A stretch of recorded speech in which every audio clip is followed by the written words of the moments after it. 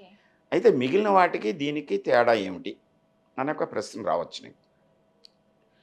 జాతకాలన్నీ చెప్పేటువంటి శాస్త్రాలు మన గురించి ఏదో ఒక తేదీయో తిథియో లేకపోతే ఒక నక్షత్రమో ఒక రాశో చిలకో గవ్వో హ్మ్. లేకపోతే పూస రుద్రాక్ష ఒక రాయి ఏదో చెప్తుందని చెప్తారు. అవును. అంటే మన గురించి అవి చెప్పటం ఏమిటి? అవును. అంటే మన యొక్క జాతకం వాటి దగ్గర ఉంటుందా? అది నమ్మకాన్ని బట్టి ఉంటుంది. హ్మ్. అయితే హస్త సాముద్రిక శాస్త్రం ఏం చెప్తుందంటే, మన యొక్క జీవితము కర్మగత అంశము. అంటే మన కర్మను బట్టి మన చేతిలో ఈ రేఖలు, ముద్రలు, గుర్తులు, ఈ గ్రహస్థానాల్లో ఉండేటువంటి ప్యాటర్న్స్, ఈ వేలి ముద్రలు అన్నీ ఏర్పడతాయి. ఇవి ఎప్పుడు జరుగుతాయి?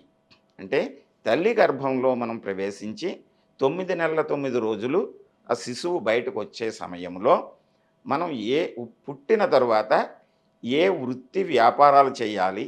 ఏ రకమైనటువంటి శక్తి సామర్థ్యాలు కలిగి ఉంటాం మనం? మన ఆలోచన, మన శరీరము, మన మనస్సు, మన యోగము, మన విచక్షణ ఎలా పనిచేస్తాయి?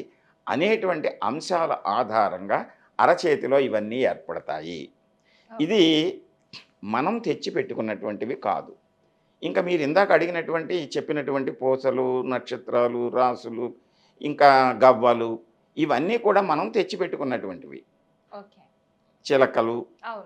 అవి మన గురించి చెప్పటం కంటే, మన యోగాన్ని మన అరచేతిలో నిక్షిప్తం చేయబడి ఉంది. ఇది ఒక క్యూఆర్ కోడ్ లాంటిది.